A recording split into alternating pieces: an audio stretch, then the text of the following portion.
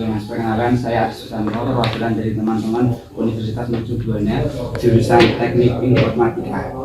Nah, di sini kami akan mengulik sedikit usaha Masnya. Untuk keramik itu apa Mas? Jadi sebenarnya perkenalan dulu, nama saya Dwi Jaka, saya anak dari Lutut Keramik. Lutut Keramik ini bergerak di bidang craft atau poteri keramik. Ada yang bisa namanya adalah gerabah. Cuman kita lebih ke keramik glass atau poteri glass seperti itu. Nah, Lutut Keramik ini bergerak di bidang craft ini dari mulai tahun 2013. Nah, dari 2013 itu kita proses seperti aksesoris. Kalau pengalaman usaha langsung ke keramik sih Mas, karena emang dari basicnya udah keramik. Nah, dengan kekonsistenan diri langsung menuju ke keramik tersebut. Ini sampai sekarang jumlah pegawainya sekitar berapa Mas? Untuk jumlah pegawai sekarang alhamdulillah 7 orang. 7 orang itu dari teman-teman muda. Jadi di sini di Lutut Keramik ini timnya itu masih muda-muda semua, dan saya pakai yang masih muda-muda semua yang bersemangat tinggi dan berpikir secara liar dan inovasi seperti itu. Apakah pernah mengalami kesulitan Mas? Kalau untuk proses produksi, untuk masalah kesulitan atau kendala itu sebenarnya tidak terlalu banyak sih Mas, karena emang kita dari awal udah atur strategi bagaimana proses-proses itu bisa dijalankan sebaik mungkin. Jadi kita menghindari dari permasalahan-permasalahan atau kendala-kendala seperti itu. Jadi kita bisa meminimalisir kesalahan atau kendala-kendala yang akan terjadi hadapi. Untuk pemasarannya bagaimana? Untuk pemasaran Lutut Keramik ini di Indonesia ya, di lokal sampai ke internasional. Luar negeri seperti itu, alhamdulillah sudah sampai seperti itu pemasarannya. Kalau untuk pemasaran media sosial, kita pakainya di Instagram, Tokopedia, Shopee, dan Marketplace seperti itu. Nah, yang paling situ sebenarnya dari awal kita saling istilah Jawanya itu tertular gitu loh. Jadi dari teman ke teman. Nah, seperti itu ada cara yang bagus untuk mempromosikan suatu produk seperti itu. Yang paling banyak sekali dari media sosial Instagram. Nah, itu kita pakainya itu. Dalam sebulan kira-kira bisa menghasilkan berapa produksi Mas?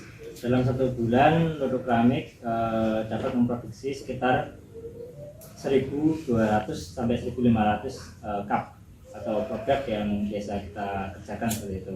Karena dari kemampuan tim dari Lutut Keramik memang sudah teruji lah sebenarnya. Jadi dari skill, dari cara mereka membuat sebuah produk itu alhamdulillah sudah main cepat gitu. Juga melayani custom juga bisa. Di sini juga jadi ada order, ada bisa melalui custom gitu. Nah, kita custom itu bisa dari beberapa bentuk atau berwarna, itu sesuai dengan apa yang diinginkan pemesan seperti itu. Untuk harganya Lutut Keramik mulai dari harga 20.000 sampai ke 350.000.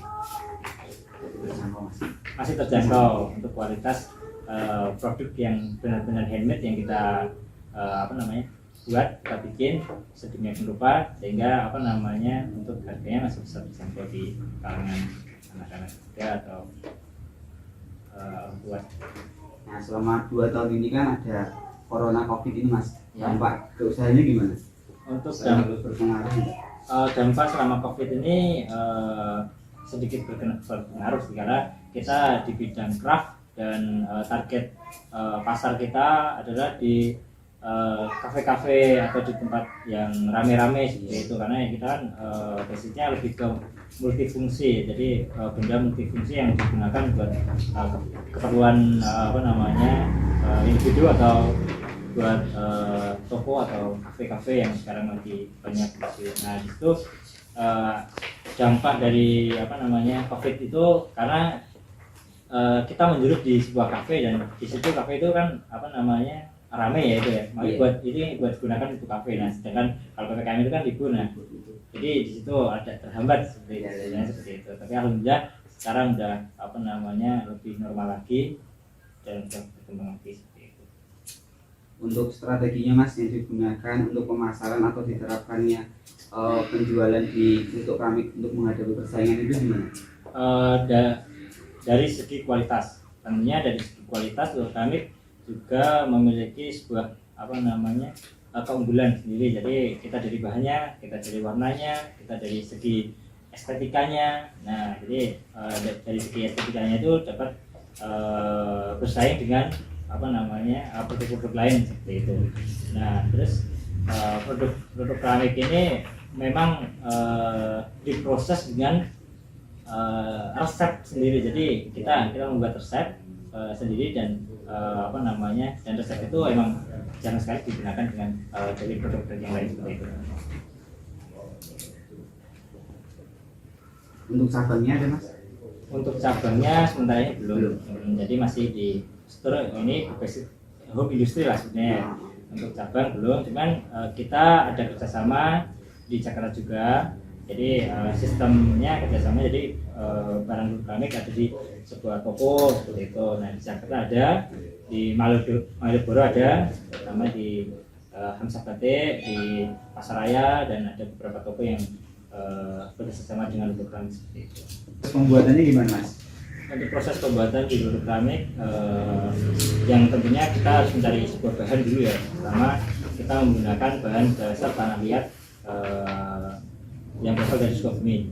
Nah sebenarnya tanah liat itu kan banyak sekali, ada tanah liat Sukabumi, ada Pacitan, ada Singkawang, ada Belitung, dan kita Luhur Keramik ini kita memakai tanah Sukabumi dengan campuran resep kita sendiri. Jadi apa namanya kualitas tanah emang berbeda dengan yang lain gitu.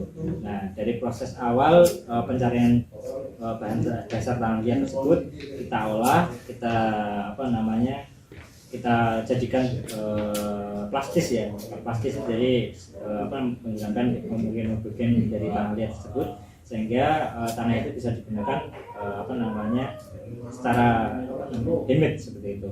Nah kita prosesnya melakukan dari proses putar centering. Jadi putar centering adalah dari teknik pembuatan keramik di Luhur Keramik. Jadi kita apa namanya handmade itu kita pakai dari teknik putar centering. Nah, ya prosesnya adalah pemilihan bahan tersebut, lalu kita apa namanya olah, kita putar centering, setelah kita putar, kita bentuk bendanya tersebut. Nah, setelah itu kita bentuk, kita keringkan terlebih dahulu, lalu proses pertama adalah pembakaran. Jadi di Luhur Keramik itu ada 2 kali pembakaran. Yang pertama adalah pembakaran biskuit namanya, yaitu dengan suhu 800 derajat Celcius, dan yang kedua adalah 1200 derajat Celcius. Nah setelah tadi sudah dikeringkan, lalu kita bakar biskuit.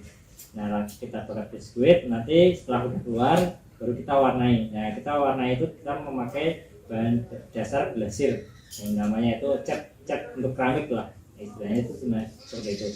Nah itu namanya adalah glasir untuk keramik. Nah setelah udah keluar dari biskuit baru kita warna lagi, setelah kita warna baru kita bakar lagi. Jadi melalui proses 2 kali pembakaran seperti itu. Nah nanti kalau udah mulai proses pembakaran terakhir baru kita proses QC atau finishing seperti itu. Menjalankan usaha ini kesulitannya apa Mas? Dalam menjalankan usaha ini adalah kesulitannya salah satunya dari proses pembentukan ya, karena emang kita itu basic handmade. Jadi untuk kesulitan yaitu saat kita membuat sebuah benda produk. Nah itu kesulitannya sebenarnya cuma hanya di situ sih. Dan dari proses pembakaran. Nah dari proses pembakaran kita juga menggunakan filling.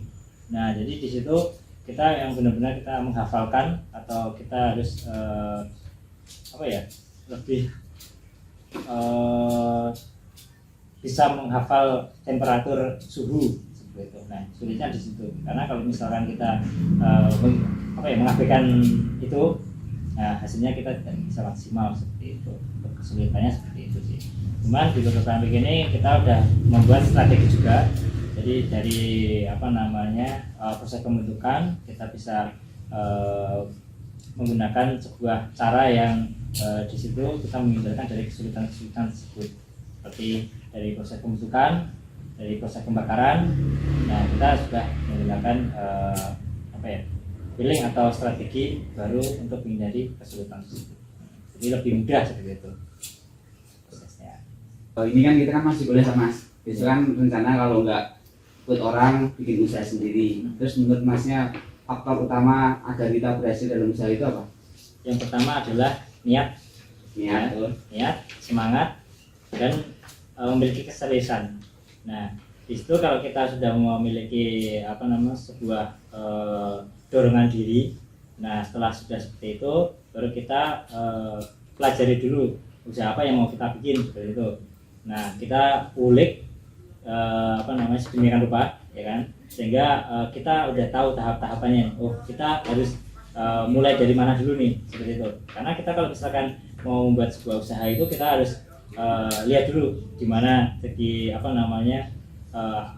alat-alat apa yang kita harus gunakan, terus segi pemasarannya kita mau menuju kemana, ya kan. Nah, itu juga harus dipikirkan, karena ketika kita membuat sebuah usaha sedangkan kita belum memiliki target yang dituju atau sebuah pasar yang akan dituju, atau produk kita itu mau di pasar di mana nih. Nah, itu kita harus cari tahu dulu seperti itu. Nah, setelah-selahnya seperti itu kita harus, itu sebenarnya hal yang simpel tapi kita harus tahu seperti itu. Nah, setelah seperti itu kita mulai dari yang kecil-kecil dulu. Kita nggak usah harus yang langsung besar gitu. Nah, itu dari dalam sebuah usaha seperti itu kita lebih baik dari mulai yang kecil-kecil dulu. Misalkan kita mau membuat keramik nih contohnya kita. Nah, kita alat-alat kita juga belum banyak atau kita belum mumpuni alat-alatnya, kita belum mempunyai karena emang kita masih awal gitu kan. Nah, dari kita proses menyiapkan sebuah bahan yang emang pas dengan budget kita atau modal kita. Nah, modal kita itu kita juga nggak perlu banyak. Jadi sebuah usaha itu sebenarnya dari proses nol, kita modal sedikit tapi kita tahu caranya, start-upnya kita tahu. Nah, jadi dari situlah usaha itu akan berkembang secara secara baik, bertahap seperti itu. Nah, setelah sudah seperti itu, baru dari kita mengumpulkan modal, kita mencari sebuah alat-alat yang sekiranya itu lebih penting atau itu sangat diperlukan sekali. Nah, kita ibaratnya kita sisihkan sedikit uang untuk membeli sebuah alat tersebut, intinya seperti itu. Nah, terus setelah sudah seperti itu, kita tahu target pasar kita. Nah, dari awal itu ya kita titip-titipkan dulu, kita jualan di media sosial seperti itu. Nah, kita tawar-tawarkan ke teman-teman seperti itulah, intinya seperti itu kan. Dari situlah usaha kita akan berkembang sendiri nantinya. Dari proses kecil terus nanti akan bertumbuh seperti besar seperti itu. Yang penting adalah itu niat, semangat, dan berusaha. Nah, seperti itu. Nah, setelah itu ketika kita sudah menemukan sebuah pasar kita, nah disitulah kita bisa tahu nih, kita harus mempunyai produk apa nih untuk sebuah keperluan